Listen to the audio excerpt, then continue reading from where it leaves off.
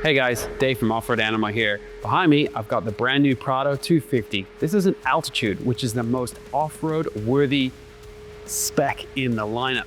Now, we got a little bit of a build video here designed to show you what we're doing development-wise for this vehicle, how we go about the development. So first up, we're gonna be doing some products that are basically gonna enhance its off-road ability, its protection, and basically make it look a hell of a lot cooler. So first up, we're gonna do a bull bar for it. So this car really does need a bull bar. Like, it's very low in the front. It's actually quite a bit lower than the Prado 150. Even though the specs say it's about the same, that's because they put larger tires on it. So itself is a lower vehicle and you really need some protection. So skid plates definitely required. The factory ones there just aren't gonna cut it. And the front bumper, you're gonna rip it off if you go off-road, let alone talking about animal protection. So first up, we're gonna scan the vehicle. So we're gonna rip the front off. We're gonna 3D scan it. That way in SolidWorks, we can design a bull bar to suit. So two bars coming. We've got a Predator bar, which is basically one with no hoops, or you can do some bolt-on hoops. So we got a lot of cool bolt-on hoops on that, like our rally hoop or our stealth hoop, as well as a Toro bar. So our Toro bar is gonna be the full protection. So you're gonna have tubes over the headlights. That way you can have as much protection as you need for when you're heading off-road, but especially on country roads. So it's the country roads where the roos are gonna get you, because I doubt you're going fast enough off-road to actually hit a root. You'll see it before, but country roads, when you're doing 100, 110, 120, a root could jump out and hit you and take out a headlight. So the Prado is a great touring rig and it's gonna be awesome off-road. So we have taken them off-road. I just got done with the four-wheel drive 24/7 wagon of the year. I'm not going to tell you the results of that because that's coming out early in 2025, but we did take the Prado off-road and it is a capable performer, but we can definitely make it better. So Predator and Toro bar first up. Now from that, we're also going to be doing a Scout roof rack. So that'll be a 3/4 roof rack in this case. So we're not going to do a full one in front of the sunroof because the last mounting point is further back.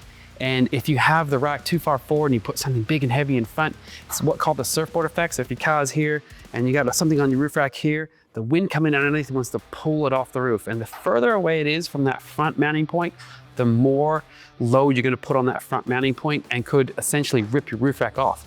A lot of people, when they're rating roof racks, think it's the download.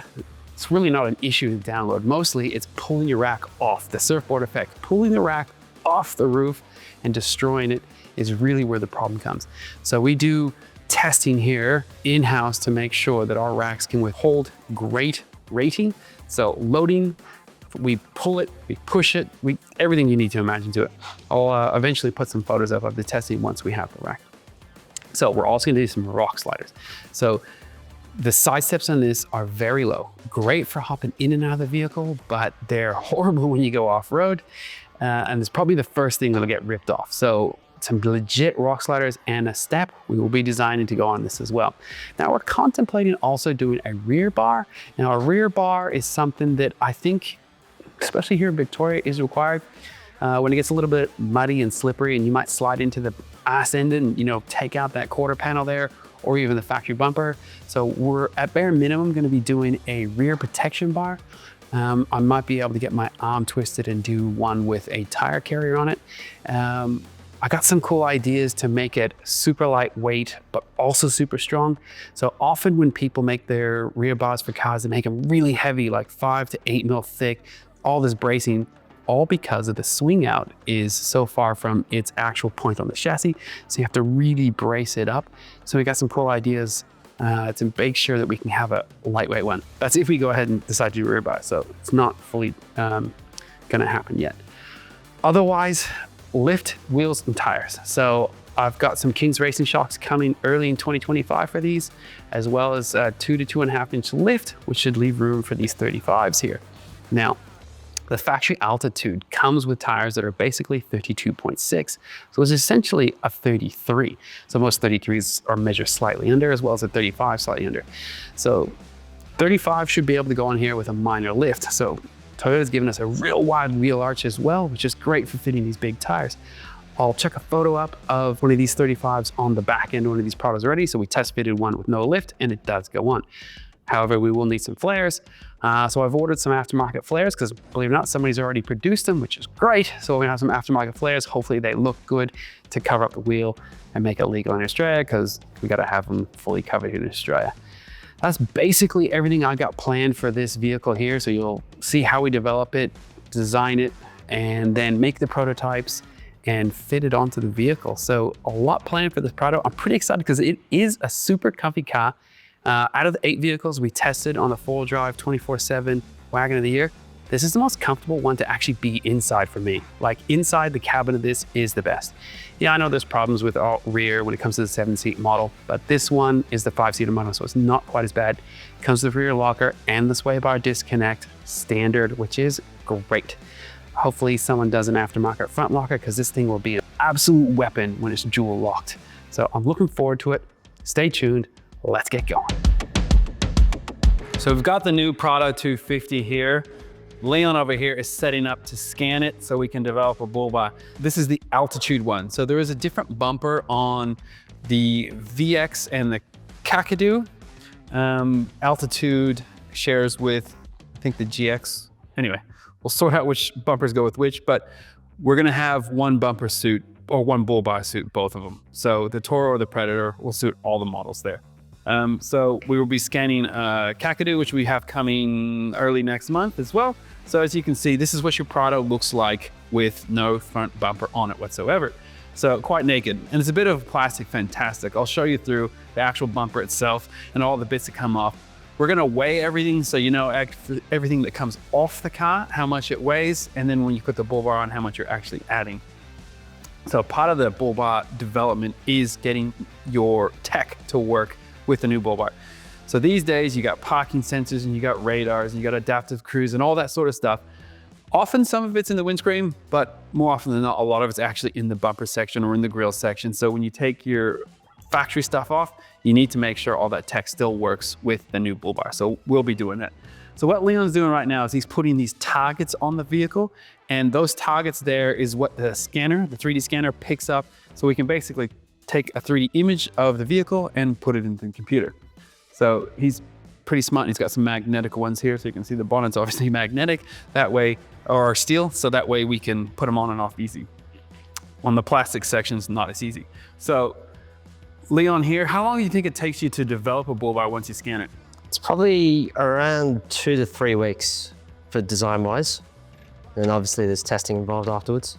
Yeah, I'll be pushing to go a little bit quicker because I think this is gonna be a popular model. And he's actually already got the overall shape of the bar, so hopefully we're going a bit quicker here. But we should have stock out in early 2025. Fingers crossed we can have a prototype this year, but more likely with Christmas time coming up, I'd say it's probably gonna be in January. So here's inside behind your factory grille and bumper. Like here's your radar camera here, and you can see parking sensors here, and your factory fogs, your headlight washers. We need to relocate all that into the Bullbar. Oh, I also said just previously that the bonnet was steel. Sorry, no, it's aluminum. He's using the magnet ones, but he's just not putting them in a place where they're gonna fall off. Anyway, oops, it's Ali. I'll show you all the other fantastic bits now. Right, so here's your factory bash plate. This is your factory crash beam. This is actually what protects you when you're in an accident here.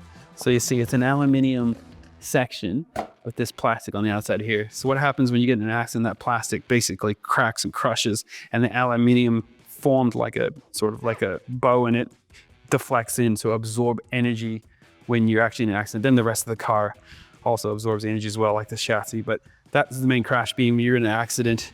That's really what's meant to take like the low impact accidents. The big impact ones, obviously you get a lot more involved, but you're replacing bumper sections and you're replacing that when you do have an accident. That's your factory flare there. And some more internal bits there. There's more bits here from behind the grille and above the engine bay.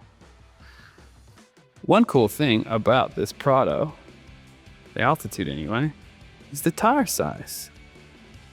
They're actually quite big. So that is, if I can see it, 265/70 R18. So it's like a 32.5, which means here in Australia, legally, you can run a 34.5, which is like a 315/70/17.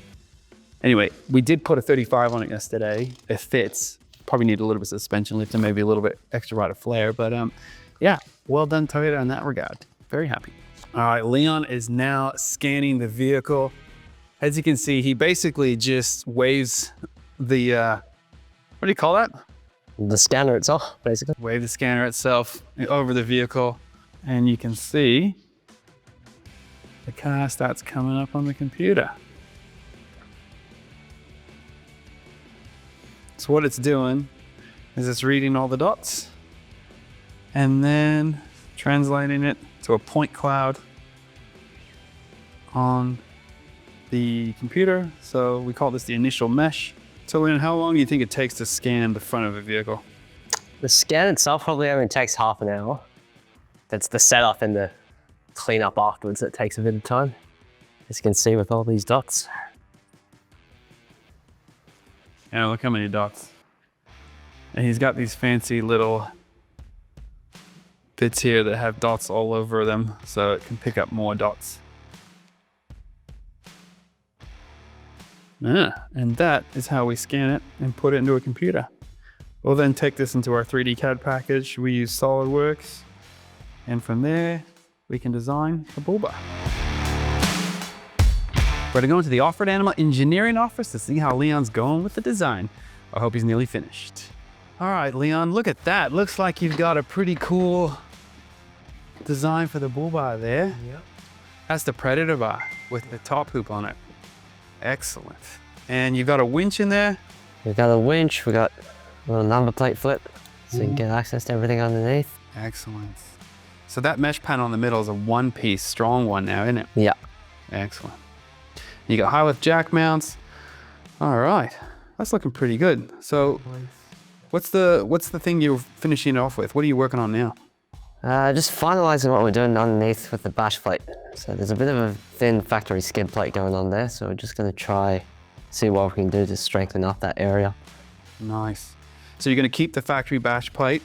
Are we gonna have an optional extra one? That's what we're thinking of right now. Okay, so normally you just use the factory bash plate, but if you want to upgrade it, you can. Yeah. Excellent. That looks pretty good. What about the Toro? You have the Toro there? We do. It's gonna see if it doesn't crash your computer here. Oh, look at that. Gonna hide the hoop though. Yes, hide the hoop because you can't run them together. You know, it's hard to tell. I don't know what my favorite one is. They both look good. Yeah. What do you think? What would you run? Oh, kind of feeling like the Pred on this one actually. Yeah, it's hard to tell. I like them both. Well, just gonna have to see them in the flesh. Yeah. So you nearly finished this. We'll get this sent off and yeah, get it made. I can't wait. It's gonna look good. Okay, I reckon this is a good spot to finish this first video on our build of our Prado 250. So you got to see us doing the scanning and development for the bull bars for the front of this Altitude. We're also gonna test fit them on a Kakadu, which we now have as well. So once the Kakadu and the Altitude have bars on them, you'll get to see the good comparison of both bars on the vehicle at the same time. So the Predator bar and the Toro bar. We'll also be doing all the different hoops that we have for the Predator bar on there as well. That'll be going on the Kakadu, because the Altitude is going to be more of our off-road country driving vehicle, and the Kakadu is more of the city one that occasionally goes off-road. This one will be getting the Toro, and the Kakadu will be getting the Predator bar. So both will be getting roof racks. So we're doing two different roof racks because obviously you got the panoramic roof, a really large sunroof in the Kakadu model. And so this one doesn't have that. So we'll basically be doing the smaller roof rack for that. So we'll be making those prototypes over the Christmas break. Hopefully early in January, but more likely probably late January, we'll be fitting those prototypes, which hopefully the lift arrives by then, and then we can put the wheels and tires on and have everything ready. So stay tuned, because in the next video, you'll see us do even more with it, doing the rear bar, the rock sliders, and even taking it off-road. So stay tuned.